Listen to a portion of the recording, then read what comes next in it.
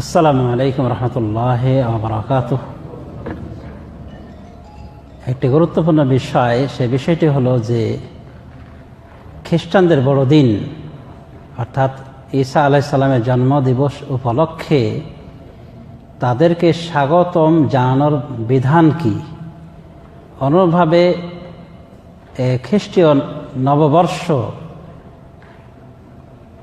এই উপলক্ষে তাদেরকে স্বাগত জানানোর বিধান কি, বা তাদের এই অনুষ্ঠানগুলিতে শরীক হওয়ার বিধান কি। আলহামদুলিল্লাহ ওয়াসসালাতু ওয়াসসালামু আলা রাসূলিল্লাহ নবিয়ানা মুহাম্মদ ওয়া আলা আলিহি ওয়া সাহবিহি আজমাইন। যেটাকে বড়দিন বলা হয় বা ক্রিসমাস বলা হয়, অর্থাৎ ঈসা আলাইহিস সালামের জন্মদিন, এবং যেটার একটা তারিখ ধার্য করা হয়েছে খ্রিস্টানদের পক্ষ থেকে 25শে ডিসেম্বর, যেটা চলে গিয়েছে। তো এ জাতীয় অনুষ্ঠানে শরীক হওয়া তো হারাম। এমনকি এই দিবস উপলক্ষে তাদেরকে স্বাগত জানানো এটাও চরম অপরাধ, কবিরা গুনাহের অন্তর্ভুক্ত। কারণ এর ইতিহাস যদি আমরা খুঁজে দেখি, ঈসার জন্মদিবস তারা পালন করে কি হিসাবে জানেন? তারা মনে করে যে এই দিনে অর্থাৎ এই 25শে ডিসেম্বর ঈসা আলাইহিস সালাম জন্মগ্রহণ করেছেন, আল্লাহর পুত্র হিসেবে, আল্লাহর ছেলে হিসেবে জন্ম নিয়েছেন। আপনি একজন মুসলিম কি এই বিশ্বাস করেন? যদি এই বিশ্বাস না থাকে তাহলে আপনি তাদের এই অনুষ্ঠানে শরীক হবেন কেন? কেন আপনাকে সেখানে পাওয়া যাবে? তারপরে কথা হলো যে একজন খনিকে যদি আপনি স্বাগত জানান যে মারহাবা, ধন্যবাদ, আপনি খুব সুন্দর কাজ করেছেন, কেমন হলো? পাপের কাজ হলো না?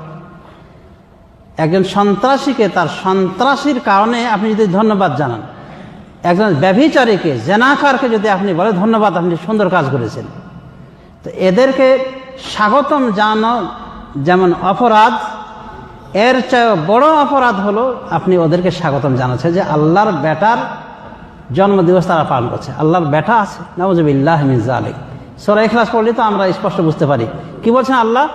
কুল হু আল্লাহু আহাদ, তিনি আল্লাহ এক, আল্লাহুস সামাদ, আল্লাহ অমুখাপেক্ষী, লাম ইয়ালিদ, তিনি কাউকে জন্ম দেননি, ওয়ালাম ইউলাদ, আল্লাহ তিনি কারো থেকে জন্ম নিয়েছেন। তাহলে তাদের বিশ্বাস কি? যে আল্লাহর সন্তান জন্ম নিয়েছে, আর আপনি বলছেন যে আপনাদেরকে স্বাগতম, ধন্যবাদ। তাহলে খনি, ব্যভিচার, এদেরকে ওয়াকর্মে, ওয়াকামে স্বাগত জানা থেকে নিকৃষ্ট যে আপনি এই খ্রিস্টানদেরকে তাদের এই বড়দিন উপলক্ষে স্বাগতম জানাবেন। তাহলে হে মুসলিম ভাইয়েরা, চিন্তা করে দেখেন, বা হে ইসলামী সংগঠনগুলি যারা এই দুষ্কর্মে জড়িত রয়েছেন, বছরের পর বছর দেখে আসছি, একটুও কি আপনাদের জ্ঞান গরিমা এই বিষয়ে নাই? কিসের জন্য আপনি স্বাগতম জানাচ্ছেন খ্রিস্টানদেরকে? আপনার কোন ক্ষতি হয়ে যাচ্ছে? অতএব আমাদের খেয়াল করতে হবে, এটা কবিরা গুনাহের অন্তর্ভুক্ত। রাসূলুল্লাহ সাল্লাল্লাহু আলাইহি ওয়াসাল্লাম বলেছেন, মান তাশাব্বাহা বিকওমিন ফাহুয়া মিনহুম, যে বিজাতির অনুকরণ করবে সে তাদেরই দল বলে গণ্য হবে, তাদেরই অন্তর্ভুক্ত বলে গণ্য হবে। আহমদের হাদিস, শোনান আবু দাউদের হাদিস। তো জন্মদিবস উপলক্ষে, ঈসা আলাইহিস সালামের জন্মদিবস উপলক্ষে তারা যে অনুষ্ঠানটা করে, কি উপলক্ষে করে বুঝতেই পারছেন যে আল্লাহর সন্তান জন্ম দিয়েছে, নাউযুবিল্লাহি মিন যালিক, আর আপনি বলছেন ধন্যবাদ আপনাদেরকে। কোথায় ঈমান?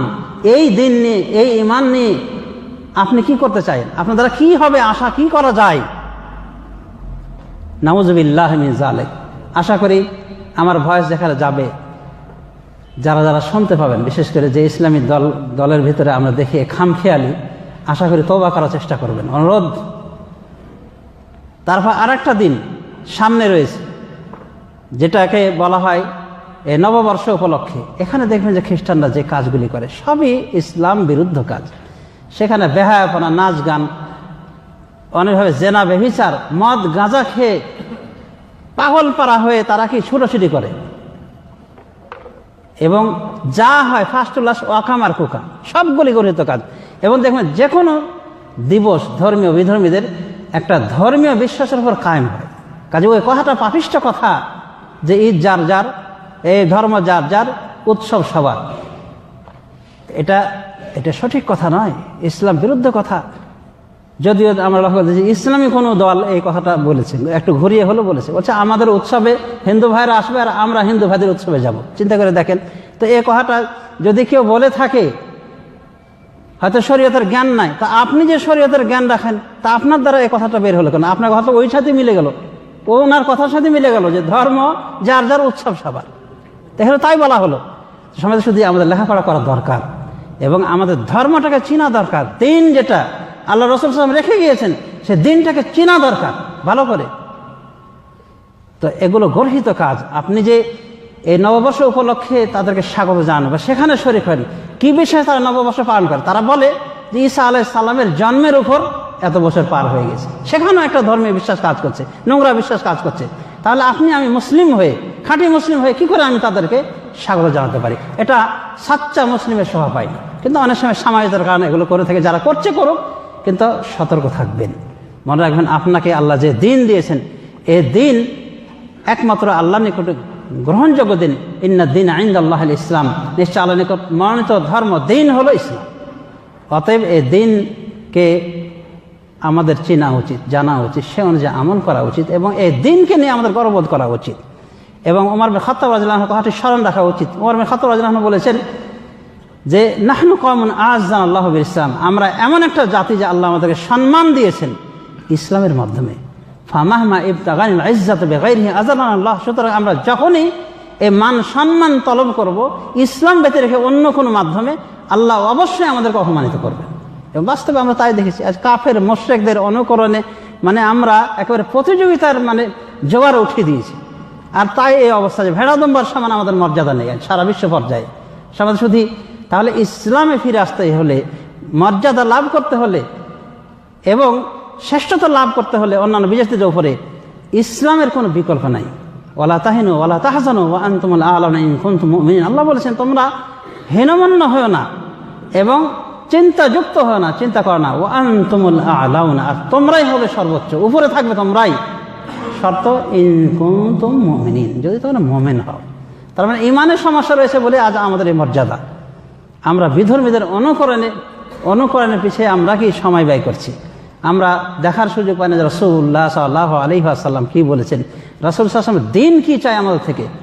সমাজে শুধু এই নববর্ষ উপলক্ষে যে কাজগুলি করা হয়, রাতের অন্ধকার যে কাজগুলি করা হয়, নাউজুবিল্লাহ, সবগুলি ফাহেসা কাজ, যেটা থেকে ইসলাম সবসময় নিষেধ করে। সূরা নূরের ভিতরে আল্লাহ রাব্বুল আলামিন বলেছেন ইন্নাল্লাযীনা ইউহিব্বুনা আন তাশিআল ফাহিশাতু ফিল্লাযীনা আমানু লাহুম আযাবুন আলীমুন ফিদ দুনিয়া ওয়াল আখিরাহ, নিশ্চয় যারা ভালোবাসে যে মোমেনদের মধ্যে ফাহেসা ছড়িয়ে পড়ুক, ফাহেসা অশ্লীল কাজ কর্ম ছড়িয়ে পড়ুক, তাদের শাস্তি কি? লাহুম আযাবুন আলীমুন ফিদ দুনিয়া ওয়াল আখিরাহ, তার জন্য রয়েছে আযাবে আলিম, যন্ত্রণাদায়ক শাস্তি দুনিয়া এবং আখিরাতে। সুতরাং এগুলো ফাহেসার প্রতি আহ্বান। এই জাতীয় হিন্দু বিধর্মীদের যে অনুষ্ঠানগুলি হয়ে থাকে নববর্ষ উপলক্ষে, তারা যে করে 31st নাইট, যা হয় সবগুলি আল্লাহকে নাখোশকারী বিষয়। মদ খাওয়া, মদের মত্ত হয়ে থাকা, তারপর নারীবাজি করা, এগুলো সব হয়ে থাকে। তো এটা বিধর্মীদের জন্য সাজে, এটা তাদের করণীয়। কিন্তু আমরা মুসলিম হয়ে ওদের বিধর্মী অনুষ্ঠানে আমরা কেন যোগ দেবো বা তাদেরকে স্বাগতমই জানানোর আমাদের কি দরকার? তো আমাদের খেয়াল করা উচিত, ইসলাম ধর্ম আমাদের পরিপূর্ণ এবং পূর্ণাঙ্গ ধর্ম। এই ইসলাম নিয়ে আমাদের গর্ব করা উচিত এবং এই ইসলামকে যতক্ষণ ধরে থাকবে আমাদের সম্মান মিলবে। আর ইসলাম যখনই আমরা ছেড়ে দেব, অসম্মানিতা তখনই আমাদের ওপরে চেপে বসবে। এবং এখানে এটা আরো বিভিন্ন হাদিস থেকে পাওয়া যায়। একটা হাদিস মনে রাখবেন যে রাসূলুল্লাহ সাল্লাল্লাহু আলাইহি ওয়াসাল্লাম বলছেন ওয়া জুইলা যুল্লু ওয়াস সাগারু আলা মান খালাফা আমরি, প্রত্যেক ওই ব্যক্তির জন্য জুলম, অপমান হওয়া এবং ছোট হওয়া, নিচু হওয়া ধার্য করে দেওয়া হয়েছে। আল্লাহর পক্ষ থেকে ধার্য করে দেওয়া হয়েছে যে ছোট লোক হবেই, অপমানিত হবেই প্রত্যেক ওই লোক মান খালাফা আমরি, যে আমার আদেশের বিরোধিতা করে। সুতরাং আল্লাহ রাসূলের আদেশের বিরোধিতা করে আপনি সামাজিকতা রক্ষা করে যখনই আপনি এগুলো করবেন, আপনার উপরে আল্লাহ লাঞ্ছিত হওয়া, ছোট লোক হওয়া, নিচু হওয়া ধার্য করে দিবেন। এবার এটা বাস্তব আমরা লক্ষ্য দেখছি যে আপনি যতই ইসলামের দাবিদার হন, যতই আপনি নিজেকে ইসলামী দল বা যাই মনে করেন, কিন্তু যদি হাদিস বিরোধী কাজ করেন, কোরআন বিরোধী কাজ করে থাকেন আর সেটাকে হজম করার চেষ্টা করেন বিভিন্ন রকম অপব্যাখ্যার মধ্যে, কোনো ফায়দা হবে না। আল্লাহ রাসূল যেটা বলেছেন অপমান হওয়া, ছোট লোক হওয়া, এটা কপালে লিখে দেওয়া থাকবে। অতএব সম্মান চাইতে হলে কোরআন হাদিসের অনুসরণের কোনো বিকল্প নাই। অতএব আসুন আমরা এ জাতীয় অনুষ্ঠানে বিজাতীয় বিধর্মীদের অনুষ্ঠানে আমরা শরিক হওয়াতে বিরত থাকি। ওরা ওদের অনুষ্ঠানে শরিক হবে না হবে ওটা ওদের ব্যাপার। বিধর্মীরা তাদের অনুষ্ঠান করতে পারে, যেভাবে করছে তারা করতে পারে, সেটা তাদের স্বাধীনতা রয়েছে।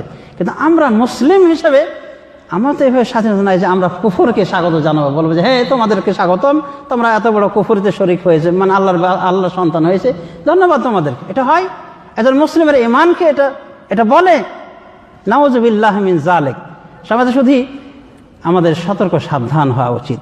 আসলে আমাদের শরীয়তের জ্ঞান গরিমা না থাকার কারণে এবং বই কিতাব না পড়ার কারণে এই পরিস্থিতি হয়েছে। হানাফি মাযহাবের কিতাবগুলিতে পাওয়া যায়, বলা হয়েছে যে মান আহাদা বাইদাতান ফি ঈদিল কাফির, যে ব্যক্তি কাফেরের ঈদ উৎসবে একটা ডিম হাদিয়া করে ফাকাদ কাফারা, সে কাফের বলে গণ্য হবে।